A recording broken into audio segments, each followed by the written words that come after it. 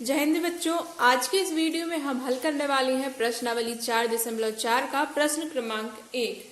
चलिए, सबसे पहले प्रश्न दिया गया है कि निम्न द्विघात समीकरणों के मूलों की प्रकृति ज्ञात कीजिए। यदि मूलों का अस्तित्व हो तो उन्हें ज्ञात कीजिए।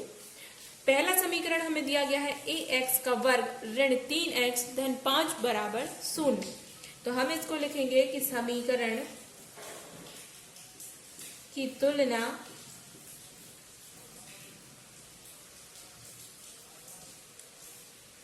ax का वर्ग धन bx धन c बराबर 0 से करने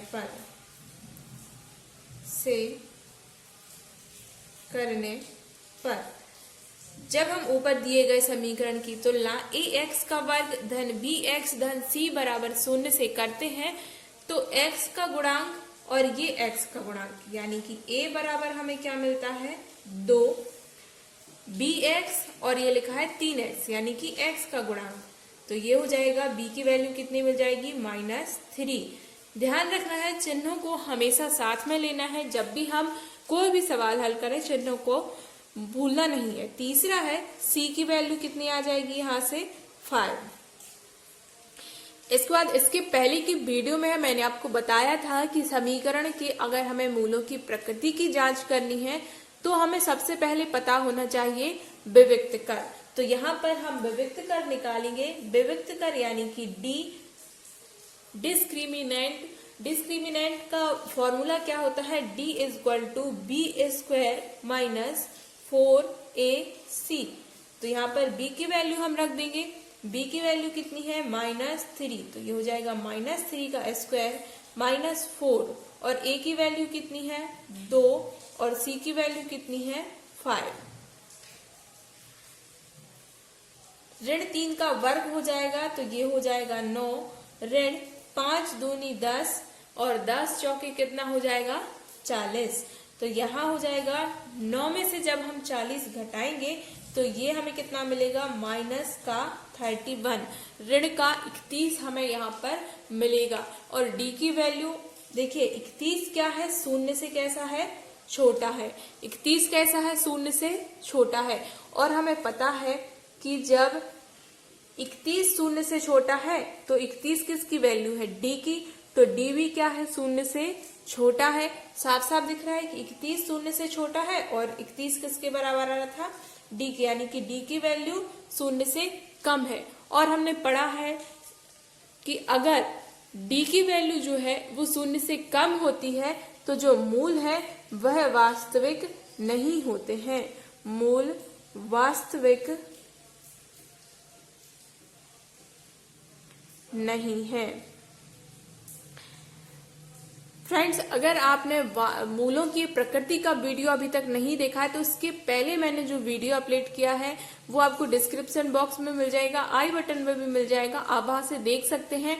मूलों की प्रकृति की जांच हम किस प्रकार करते हैं मैंने उसमें विस्तृत समझाया है। तो यहाँ पर देखिए जो d की वैल्यू है ये 0 से कम है, अर्थात इस दिए गए समीकरण के मूल वास्तविक नहीं है। अब अगर देखिए अगर जो d है इसकी वैल्यू जो है ये शून्य से ज्यादा आती, ठीक है, अगर यही d की वैल्यू जो है शून्य से ज्यादा आती तो इस दिए गए समीकरण के दो भिन्न भिन्न वास्तविक मूल्य होते। और अगर इस d की वैल्यू 0 के बराबर आती तो इस दिए गए समीकरण में क्या होता, जो मूल है वे समान और वास्तविक मूल होते। तो यहाँ पर ये दो कंडीशन तो नहीं है, ये पहली वाली कंडीशन है। तो जो मूल कैसे हैं, इस दिए गए समीकरण के मूल वास्तविक नहीं है।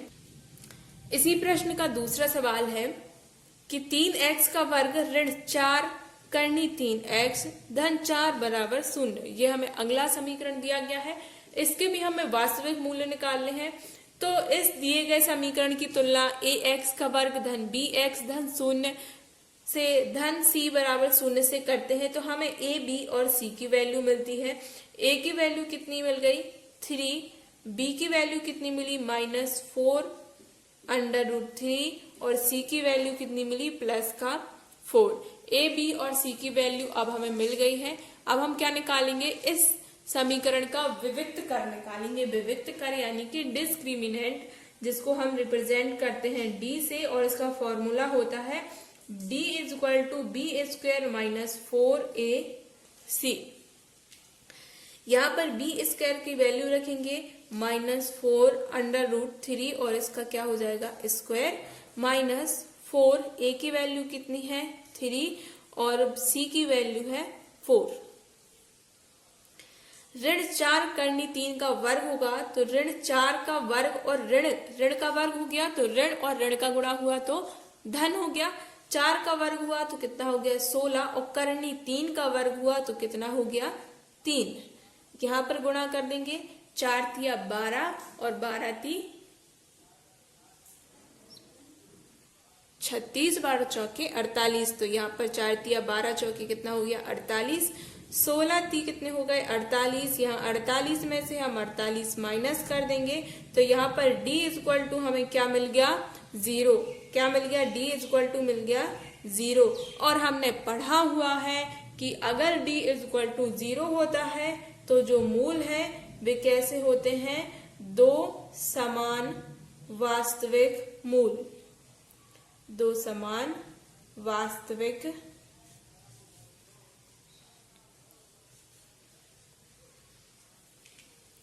हमने इसकी पहले की वीडियो में जैसा कि आपको बताया था कि अगर जो d की वैल्यू है वो 0 के बराबर आती है तो जो दिया गया समीकरण है उसके मूलों की प्रकृति कैसी होगी, दो समान और वास्तविक मूल हमें प्राप्त होंगे। और अगर d की वैल्यू 0 से कम होती है तो वे वास्तविक मूल नहीं होंगे, और अगर d की वैल्यू 0 से बड़ी होती है तो दो भिन्न भिन्न वास्तविक मूल होंगे।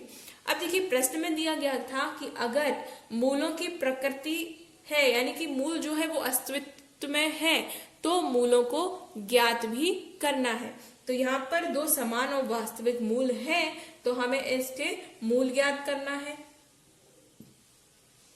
तो मूल ज्ञात करने के लिए हम यहाँ पर सूत्र का प्रयोग करेंगे।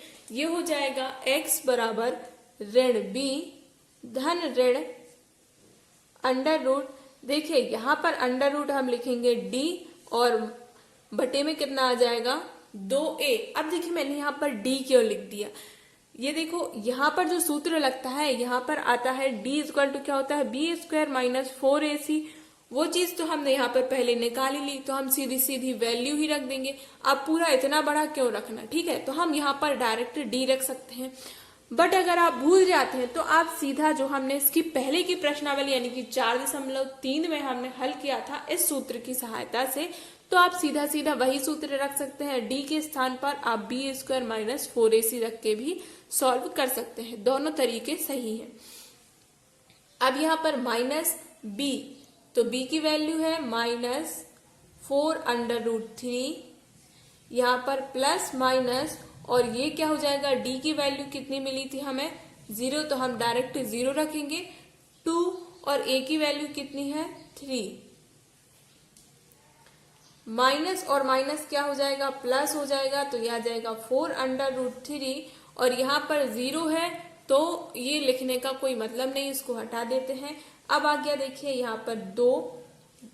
अब देखिए जो ये 3 है इसको हम कर्णी 3 और कर्णी 3 में तोड़ सकते हैं। और क्यों तोड़ रहे हैं, क्योंकि जो अंश है अंश में कर्णी 3 हमें दिया गया है तो इसको हम हटाएं, या फिर इस दी गई संख्या को सरल बनाना है तो हम नीचे जो 3 है इसको हम कर्णी में बना रहे हैं। तो जब हम कर्णी 3 और कर्णी 3 का आपस में गुणा करते हैं तो हमें क्या मिलता है 3 मिलता है, ठीक है। तो यहाँ पर जो 3 लिखा हुआ है उसको हम 2 बार लिख सकते हैं, कर्णी 3 और कर्णी 3 में, इस प्रकार इसको लिख दिया। तो ये क्या हो जाएगा 2 एकम 2, 2 दूनी 4 और 1 कर्णी 3 से 1 कर्णी 3 यहाँ पर कट जाएगा। तो ये हमें क्या मिल जाएगा 2 बटे कर्णी 3 और ये हो जाएगी x की वैल्यू, ठीक है। x इक्वल टू क्या हो जाएगा 2 बटा कर्णी 3। अब देखिए यहाँ पर दो समान वास्तविक मूल प्राप्त होने वाले थे, हमने ये विविक्त कर ज्ञात करके बता दिया था। तो यहाँ पर जो हम आंसर लिखेंगे तो क्या लिखेंगे x बराबर 2 बटे कर्णी 3 और 2 बटे कर्णी 3। क्योंकि हमें पता है कि जो मूल है वो समान होने वाले हैं। तो एक मूल जब हमें प्राप्त हुआ 2/3, तो दूसरा मूल भी क्या होगा 2/3। अगर आपको ये क्लास अच्छी लगी है तो इस क्लास को अपने दोस्तों के साथ शेयर जरूर कीजिए, ताकि जो बच्चे किसी कारणवश पेड कोचिंग क्लासेस नहीं कर पाते हैं या पेड कोर्स नहीं कर पाते हैं, उनके लिए मिल सके फ्री मैथ्स क्लासेस।